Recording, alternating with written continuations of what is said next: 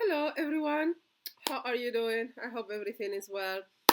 Welcome to our channel, to our platform. Today we are going to talk about yoga and religion.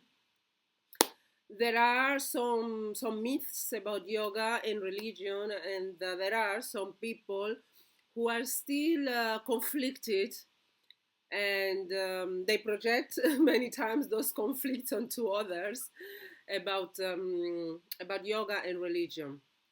So let us discuss this famous myth. I think I will be in the next videos. I will be discussing the different myths. This is just one of them, but another there are many others. So this myth is basically that yoga is for Hindus. Okay, so if you are a Christian, let's say, you cannot practice yoga, or you should not practice yoga because it's a practice that belongs to another religion. Or if you are Muslim, right? Or any other religion you may place there, or any other denomination of your religion, or any spiritual practice you want to place there. So the thing is like this. Anything that exists in the world, okay, anything that exists in the world, it's not so original, okay. Yeah, it's not so original, that in the sense that it originated from somewhere else. The greatest wise men, spiritual masters, they all took things from different traditions, so there's nothing new, actually, as we know it. The human race is how many years old, and all our practices, and I know this because I have experienced, I have experimented and experienced different practice, and I have learned from master from those different practices what they say. So when we are talking about, let's say, for instance, we take the case of Christianity. We know this, right? I think we all know Jesus was not a Christian. We know that Christianity came 100 years later.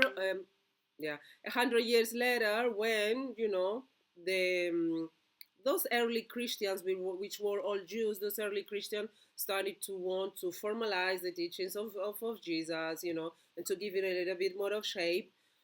And Christianity was born. And that's the same with Buddhism, right? We know that Buddha was a Hindu, and that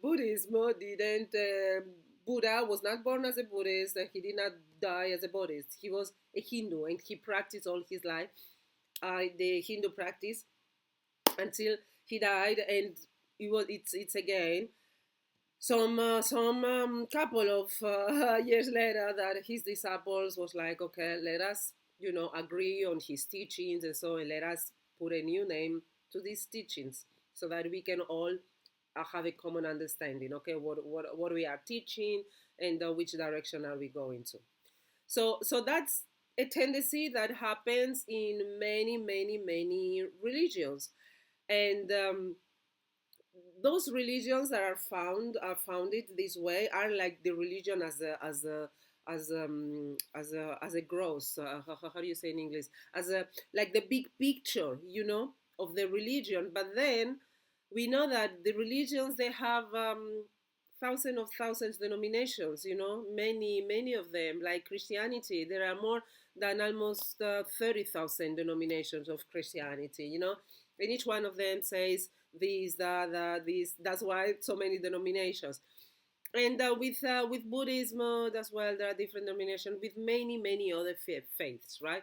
So, and when it comes to Hinduism, in India, oof, how many how many denominations are there? Each one with their own rituals, own practices. So religion, I'm gonna talk generically first, and I'm gonna provide my own journey, with religion.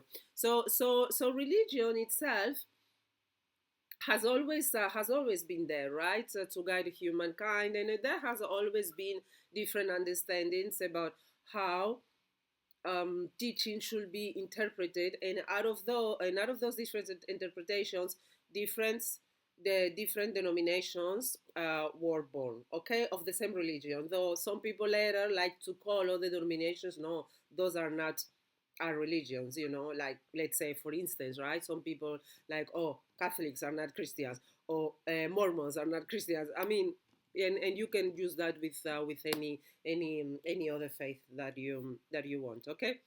So that being said, in the world where we live as a human race, let's not forget that we are all part of the same, of the same race, human race. God created us, two arms, two legs, you know each country, each region, like South America, North America, each north, south, they have, based on their culture, based on the weather, they have different practices. People have different way of being, meditation in India is not exactly the same as in Japan. In Japan, the pure meditation is the Zen meditation, okay? But where did it originate from? From India, okay? The meditation, we know this is a practice originally from India. And then it went to Japan, and then it went to China, and from China to Japan. And because of the Japanese culture, for instance, it took a little bit different formality, but the essence really is still meditation, pure meditation. And if we go to the Tibet, for instance, it's a little bit different. The colors even are different of the clothes. The structure. So the teachings, the spiritual teachings that humanity as a race, as a group has gathered, have been always shaped, by the different regions, different countries, the different regions, based on the cultures and the habits of those countries. Now, when it comes to yoga, yes, originally was practiced by the Hindus, and within the Hindus as well, there are different denominations. It's practiced by the Hindus, and um, and there are many different types of yoga as well. There are different lineage, like Kundalini yoga, for instance. You have it there, and then Hatha yoga. There are many different lineage, but all, they all have this essence of yoga. And yoga as a practice was always a practice, to help people live better, healthier, you know. And yoga became more popularized, in India by the British, the British soldiers, that they saw how these Indian men were so healthy, were so fit, living so many years, and they wanted to learn. So that's how yoga started as we know it today, with the asanas and so on, more and become more popular, you know. Yeah. So as you can see, it has been evolving, but the essence of yoga has been always, to help humans live their best lives, to have a higher connection with something greater than ourselves. You can call it as you want, because we all come from the same source, okay? We all mothers, or women, even they, when they give birth, it's like the same channel, they come all from the we come all from the same source, from divine source. No one here on planet earth is from another planet, really. We are all from the other planet, okay? So, not to get too esoteric. So yoga is to help people, is there to help people, not just Hindus. Just because the Hindus were the ones who developed this practice, it does not mean that the rest of us cannot practice it. It's like martial arts. Martial arts, in the essence, if you really know the essence, why like the martial arts, was originally like the Zen monks, they were in their monasteries, and they the Zen, the meditation monks, the monks, they will live in the monasteries and they will get attacked, they will get robbed, and so they decided to start learning how to do practice martial arts to defend themselves, so you will then let your child do martial arts because originally it's from Asia, and it's from the Zen monks. No, you will then do that. And the essence, really, when you learn, I did martial arts when I was little, and when you learn martial arts, is actually anything but about fighting. It's about really self-control. It's about self-mastering, knowing yourself. It's about discipline. It's about strength. Yes, physical strength, mental strength, emotional strength. Because imagine, even if you have to fight, imagine a person who is fighting and is just all over the place because it's completely furious and outrageous. You have to be centered. You have to be sharp. You have to, and even in martial arts, there are many things that you can do, that you can really bring the other person to the other side, and those things you should not do, even if you are fighting just to defend yourself. Those things you should not do because it's dangerous. So you have to learn even how to fight, So we all, we all have taken things from different parts. I don't know if you know the Saint Ignatius, the Loyola. He's one saint, a Catholic saint, who brought a lot of us spiritual practice, meditation practice, and he learned it, from India, from Japan, from Egypt as well, these parts. And excuse me, and there are a lot of monasteries, that teach meditation. Yeah. so so everything we take everything from everywhere. Humans, it's always been like that, and even the story of Jesus, there are, I believe it's 12 years, right, from the Bible that no one knows his history, right? Or some many people don't want to know, don't know his history. And it is said actually that those years, those are years that were Jesus was in India and he was in Egypt and he was learning, about the spirituality, about healing. And then after that, when he came back to his country, he then started healing people, so we learn things from somewhere, from a source, from somewhere. So as you can see, we are all connected, some in many ways, and the same happens with food. In the past, some foods were only available for some specific countries, like Chinese food maybe only for China. Well, maybe not, because Chinese people are all over the place. But that was a joke. It's a joke, but it's true, right? Because after India is the biggest population, and right, and it's been for many years the biggest population, the Chinese people. So we today, like if we say the food, right, today food is available for all of us, right, all type of foods or different cultures. So let's say you wouldn't eat, like, for instance, Arabic food because it's from Muslim people, and it's cooked by Muslim people who have a different faith than you, if that is the case. Or Chinese food, no, you wouldn't do that. That's a very, very narrow way of thinking, very narrow minded. And to me personally, this is a personal feeling. It really shows that your faith is very weak. Your faith is not there, you know because if you can just be shaken so easily by someone having a different faith and sharing something with someone from a different faith, I will really wonder, like, where is really your faith, but as I say, that's just my personal opinion. So when it comes to yoga, it's like that. Yoga. The purpose of yoga is to help humans to live better, and for that there are different techniques how we do that, right? And depending on your personality, you may feel more connected to some techniques, more to others. There are many. We all do yoga. Especially the people who are very religious, they do yoga, but they don't know this. Whenever you read wisdom, wisdom about the divine, about God, the structure, the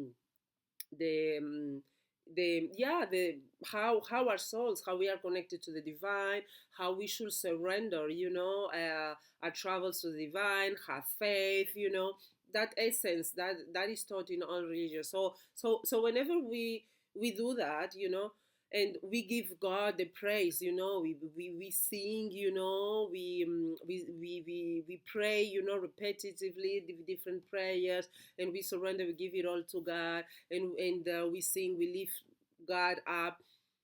That's yoga. That's the essence of yoga. That's actually a form of yoga. It's called bhakti yoga. Bhakti yoga, it is said, is the sweetest form of yoga, and it's that devotional. That's what it means. Devotion. You devote, to the divine. So many practice, especially religious people, practice yoga without knowing it, right? Also, when we serve others without expecting anything, when we do volunteering work, and this is something that all other religions have, when you just are there for people, I'm just here for you, and I'm just here. It's like, God, you have given me time, and you have given me energy, a body, time on this earth. Let me use a little bit of that time, and let me just put it out of a service to society, to be a very good human, to society. And let me do that, and you just do, an act of service, volunteering work without any expectations at other, just pouring your heart into it and just helping people, that is part of many, many religions, and that is as well, that is yoga. That's a type of yoga, seva, no, service. So so when we practice yoga, I've heard people saying, oh, even the asanas, like you are worshiping all the gods and the sun, you should not worship the sun. For me, that's all like taken out of context. That's all taken out of context. You practice yoga in many ways that you don't know you're practicing yoga, but you practice yoga to improve your health and to improve your well-being. Okay, if, let's say, if you feel like in yoga, because originally it comes from Hindu background, there are these mantras that you sing that are many are to elevate God. There are different the ways to get to God, but God is only one. Is the divine, and many have these mantras, right? They have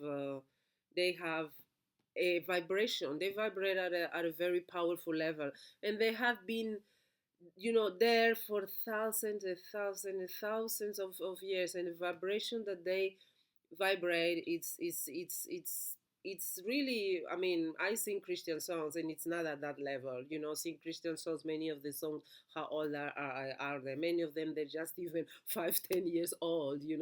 It's just different, and the words, they're just different. It's just different. And um and uh, it's it's they create, physiologically. Even when you sing, there is vagus nerves, it helps calming the mind, the calming the brain. That creates such a good biological chemistry in your body, with the brain, with neurocircuits, with the connection of the brains. It's just really unbelievable, how good that is. And we should not let ourselves, we should not stop benefiting from that just because we think, oh, these words, I don't know what they are. They are from a different Hindu, or these. That's a very, very narrow mind of thinking, you know, because you are letting yourself away from really benefits. It's benefiting from from singing, like those words that just vibrate at a frequency that's amazing, just because you let your intellect, you let your conditioning be on the way. You don't have, of course, if you don't feel comfortable, you don't have to do it. But if you don't feel comfortable with it, ask yourself, really, why is it that you don't feel comfortable? Is it because mentally you are analyzing it, and you are thinking that, oh, that those names, Krishna or Govinda, those are the Hindu gods, and then that cannot be. This is the thing. This is the thing. When we start analyzing everything, are we let ourselves, not experience many of the benefits that we could experience in life. And I'm not just talking just about singing. I'm just talking about experiencing other cultures, having meaningful deep conversations with other people, about their faith, and founding that in the end we are all one, we are all connected. So so don't if you are a yoga teacher, maybe, or if you are not a yoga teacher, you always wanted to go to India to learn a little bit of yoga, and you have a different faith, and you like, oh, I've heard that some people told me that they do like this, they sing to their gods. And so don't let yourself be stuck by that, because that's all just the mind, the intellect. If you have, if you know what your faith is, if you have a strong faith, if you practice something, stick to that, practice to that. Just because you go to India and you see, how others do it, and maybe even you sing because you just feel connected with everyone, it doesn't mean that you are not you are less of your practice, whatever that is. Actually, it's the opposite. The more you practice your yoga, the more yoga will make your own faith strong. And when you have a religion, for instance, just practice one religion, because when you go in so many directions, then you get lost. You can always educate yourself, and if you go, let's say, to India on a trip, excuse me, take it as education. You are educating yourself, and you are part of this beautiful bonding human community, and on helping to uplift the God's name, the divine names, this to uplift consciousness, energy consciousness. And just know that each religion, each group have different ways of doing that, and that's it. And then when you have your practices, follow your practices, the ones from the religion that you feel comfortable with. Like for me, for instance, if I go to India, I go to the ashram, and they have those practices, and I just observe them. I find them interesting, I try to understand them, and that's it. But when I'm here in Switzerland, I am not going to a Hindu monastery. Why would I go to a Hindu monastery? It's not my faith. Just because I went to India and I was there, and I practice yoga, and I was there in India with other people, that's not my faith. That's not what I cultivate. Who knows? Maybe one day it could be, but today it's not my faith, and I have a different background. And guys, now I'm gonna go to a personal a personal situation. Like me, originally, when I was born, like today is the Christian faith that I practice, because that's the one that I had an upbringing in, because of schooling. If I was born, if I was if I were raised in Saudi Arabia, then probably it will be the Saudi Arabian. It was a Muslim, right? And I will use that to connect to God, to the divine, to something greater than myself, to pray, to surrender when I have any type of issues, and that wouldn't be different than what I'm doing now. The only difference is just the names, but really the core, the values, they are the same. So me, when I was born, I was not a Muslim.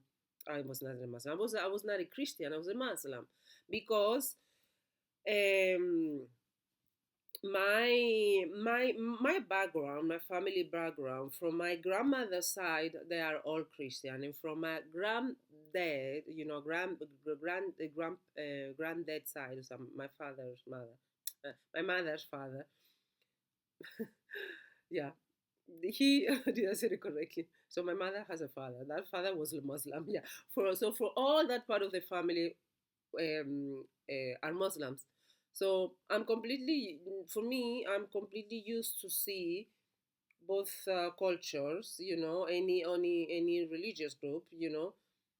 Just each one um, praising God in different ways, and in the end, they all try to build a relationship with God and to have faith and to have hope.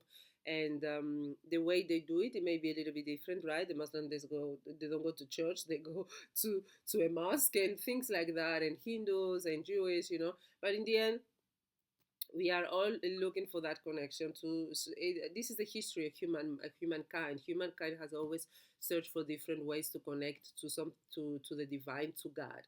And in different religions, different regions, different cultures, they have found those different practices. So me, yeah, when I was born, I because um I am my grandparent, my granddad. He was Muslim, and if you know this, in the Muslim faith, is you are not the faith of your mother. Like in the Jewish faith, if your mother is Jewish, you are Jewish. Okay, even if your father is from another faith. In the Muslim faith, it's not like that. In the Muslim faith is the man who who who who dictates. So because my grandfather, he was a Muslim. So my mother was a Muslim and I was a Muslim. That's how it is in the Muslim faith. So when I was very very little, I will go to the mosque, and I don't have any memories about that, but that's what I've heard. I will go to the mosque and I will just you know I was Muslim, and then um, when I switched countries, I started in school. We had religion. We had a priest who will come to us to school, and who will tell us about religion, and we will read the Bible, and I will just do that. It was just a subject like math, like language, like any other.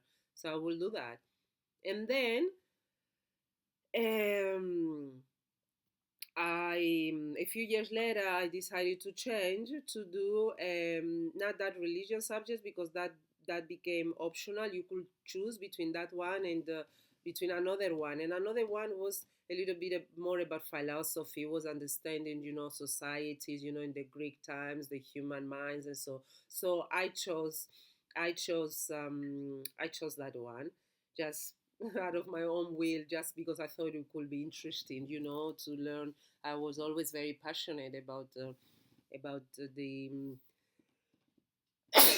ancient Greek, Egypt times. Excuse me. So that's why I took that one, and then when I started high school, I was in a private school, in a Catholic public school, and there we had religion. Then we have the Christian religion. We would read the Bible. We will have Bible studies, with our priest, and we will as well have just a normal religion, where we will learn all the religions of the world. We will learn their values, the Muslim, the greatest religions, the four greatest, the Jews, and so on. Then the Sufism, we will learn a little bit about each, some of the cults, of each religions, and their faith, and me being in a Catholic school with priests, I was taught this, that we with priests in Catholic school, I was taught this, that we humans, we have always searched for a way to connect to God, and that each religion has created their own ways, each called their own way, but in the end says it's all the same, to connect to God. So I was taught that. So for me, later on, discovering that people will even be like, oh, people from such denomination of Christianity, they are not Christians, or people from such, no, no, no, or I mean, these things about religion, I've never grew up with that. I've never heard that. So when I started practicing yoga. I started practicing yoga when I was 14. For me, 14, 13. For me, I mean like asanas, hatha yoga, because if we count like yoga, like bhakti yoga, the wisdom and everything, that I had it already from my Bible studies. But if, yeah, the asanas, for me it was, I never thought it was conflicting with my with Christianity, with the, I've never, none of that.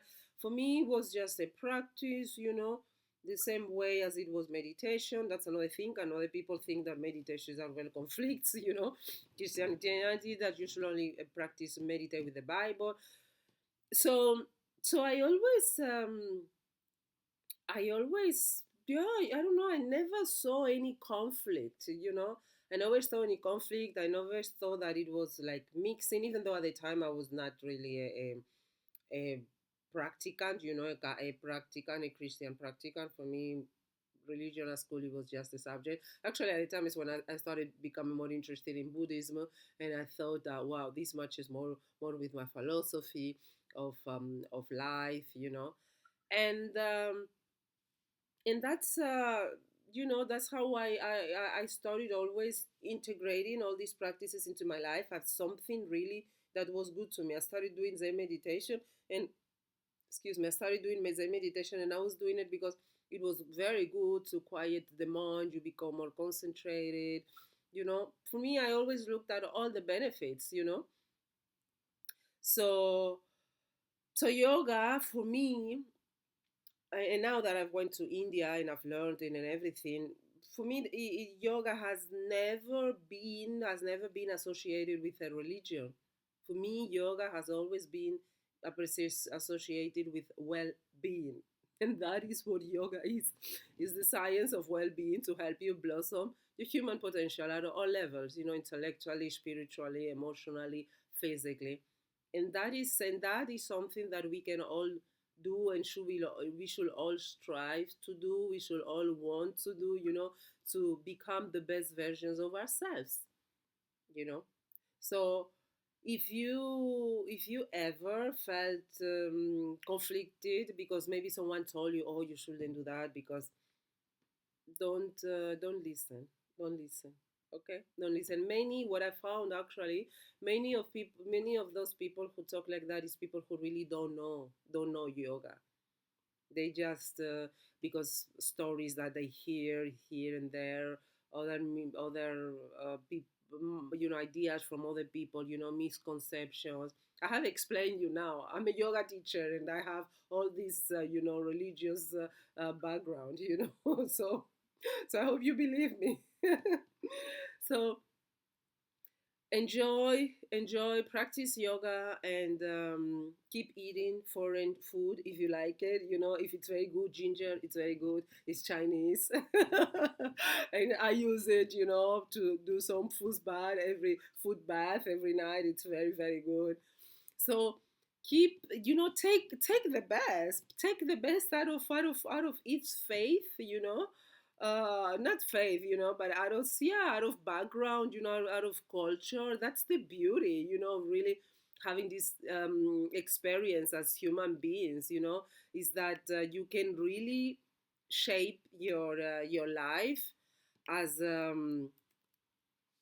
as the way, really, as you want, and you can have your own experience, and you can walk your own paths, and you can really build, that personal and intimate relationship with yourself and with the divine. So, yeah. I'm gonna tell you something. When I was in India, in 2023, I was going to say 13, 23. I asked this, right. I said, oh, to the teacher. I said, oh, what? There's people who say, oh, yoga, you shouldn't be doing that because of the faith that they feel conflicted. Why should you do this?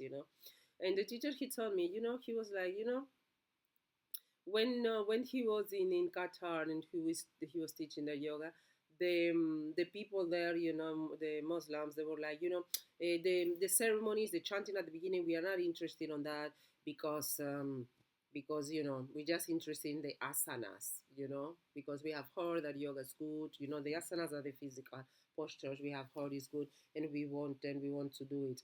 And then he was like, all right. And he was as well teaching some Indians that were there. And when he gave that teacher training, I think like on the first week, yes, it was like the Muslims here, teachers here. The Muslims, they will come later, after they will come only for the asanas. That was it. But later on, but later, after like the second week, something like that, he told me like, oh, they started, like to feel, to be interested, like, oh, what is that you do? So, and then he said like by the last week of the training, there was not different. There was no different at all between the Muslims, the Hindus, the Indians. The Muslims, they were coming in the morning, they were doing everything, they were doing the chantings, they were everything. And the energy was so, so, so beautiful. And that didn't make them any less Muslims. They were not mixing up. They were not being traitors, of their own faith. That's no, no, don't. That's a very, very limited way of thinking and of experiencing life. You know, have have a faith that you practice. Otherwise, you're going in all directions. But when you have trainings, when you have things like this, or when you go to an event, just unite yourself, with the people, with the group, and you will see how beautiful that energy is, and then when you go back to your home, you just continue with your practices. Okay. That being said, I'm going to add a few words here. And is that a yoga teacher, should always be flexible, okay, to accommodate to the needs of the group, right? So if there is a group that, if like me, for instance, let's say if I will teach yoga to a group of Christians, and let's say that I know, right, that some, not all, but let's say I know that some feel like, oh, the word om, it's like invoking, right, all the gods. If I know, that they have their beliefs, then I will then sing that, I will then sing om on my yoga trainings. I will just, ask the people to close their eyes and to keep a little bit of silence, and that's it. So that's also an art, a skill that a yoga teacher should know, and should be able to manage, depending on your audience, depending on the sensibility of your audience to certain things, depending on their culture, on their culture, you should adapt, you should adapt the yoga practice, and if people don't want to sing om, this is another thing. Sometimes the yoga teacher may sing om, and some people don't want to sing om because they just are like, that's, I don't want to sing it. It's fine, they just don't have to sing it, but don't do like other people did, like, oh, were the teacher was singing this, and then I just didn't come back more to the class, to the yoga class, because she was singing other things. Don't be so narrow-minded. If the teacher is singing that, you don't want to sing it, just, you just don't sing it, and then just do, the asanas, if that is what you want to do, because it's a physical exercise, and the next day you come back. You just come back, and if she sings it, okay, she sings it. You just listen to it. It's pleasant, you know. It's very good for the nervous system. You just sing it. Don't intellectualize too much. You know, don't start analyzing. Oh, what is singing out the God, and I'm not this faith. I'm not that faith. That's too much. That's too much. Just relax, you know. Just let him go. Because imagine if you will visit a country, a Muslim country, just out of history, you know, just out of educational purposes. What you wouldn't stop visiting that country because you know that like 3 times a day, you know, the bells sing and there is this om and everyone goes om no, not home, but there is this calling, right? These chants to everyone to go prayer, do prayer. You wouldn't do that because maybe I don't know. You are a Christian, you are a Jew. No, just just let it be. Just let it be. Just respect it and just flow with it. You know, you take from from from each practice, you know, you take what you think is good for you, you know, what you want to accommodate into your life, and that's it. Okay. Yeah. What time is it? 40 minutes. We've been 40. Ah, yeah. And then another thing I'm gonna share with you. Don't let anyone, you know, to make you feel guilty, you know, because you are of one because you are of one faith, you have one religion and you are practicing yoga.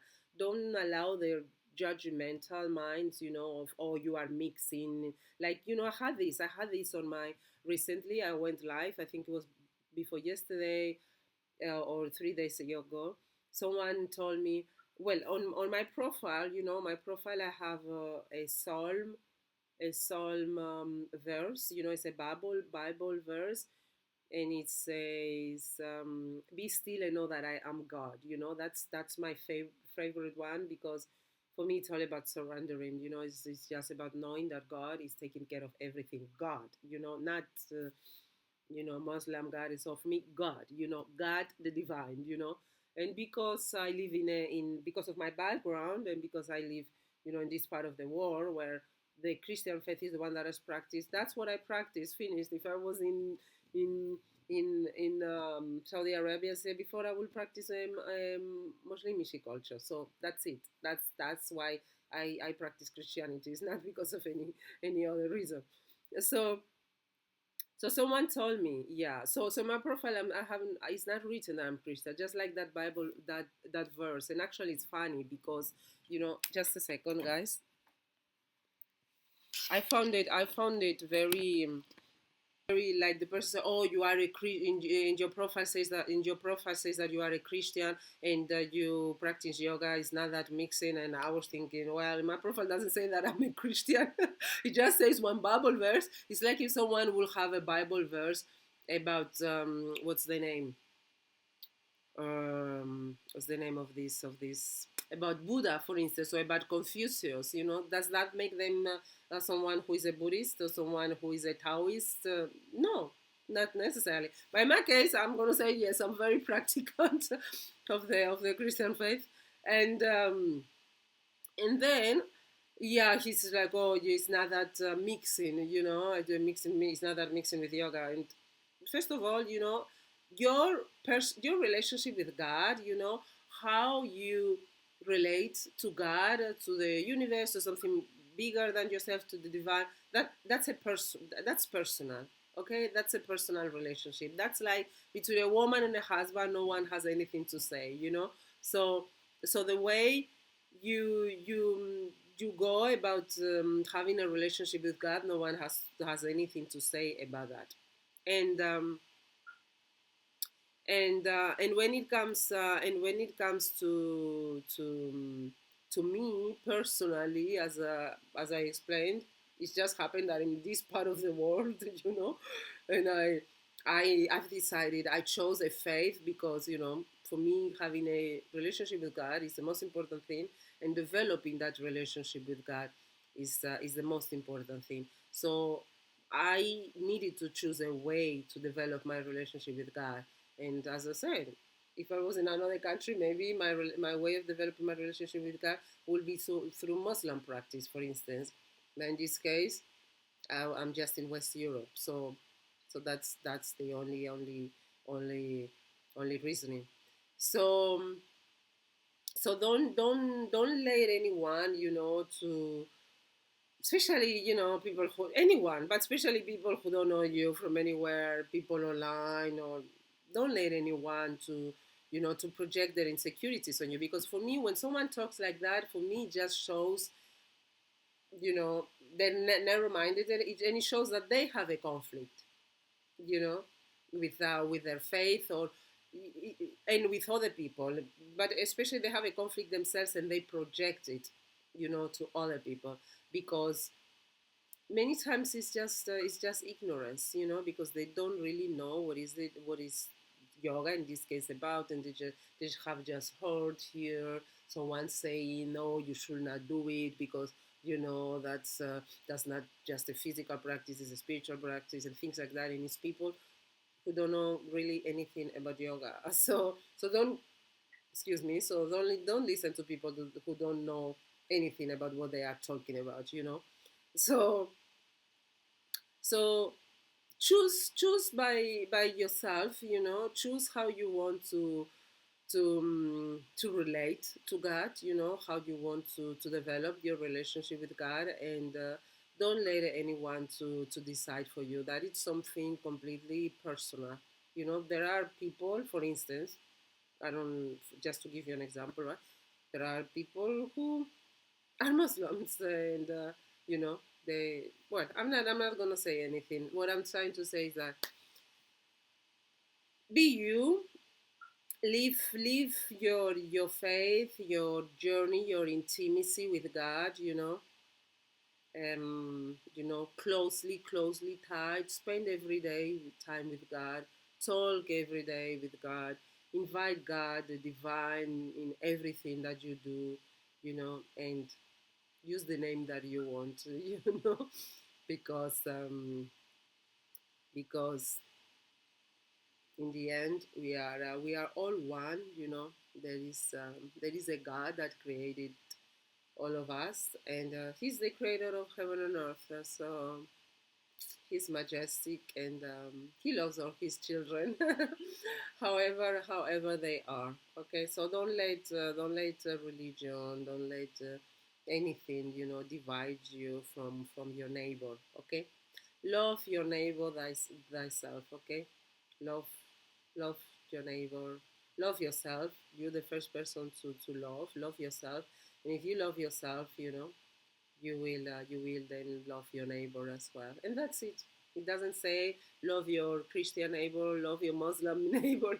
It just says love your neighbor, and that's it. Yeah, thank you. Thank you very much for watching. This was a very, very long video. I knew it was going to be long, but I thought it was maybe going to be like 20 minutes. Thank you for those of you who are watching. And yeah, if you want to continue this debate, in the comment areas, you can continue. If you have any questions, if you want me to, oops, if you have any questions, if you want me to elaborate any more in any other topics, I will be talking here, maybe tomorrow even. I will be talking about my experience in monasteries. I've talked about my experiences in India. I think in monastery, and doing meditation there. A lot of monasteries, Catholic. I go to Catholic monasteries. Um, they teach yoga as well, and they teach Tai Chi, for instance. It helps a lot to calm the mind and to prepare your mind for prayer. They do Zen meditation, a lot of monks, before starting the day. So yeah, I think I'll do another video where I talk about Zen meditation as well. Yeah. So thank you very much for watching. And if you are not following me on Instagram, follow me on Instagram. Thank you. Bye.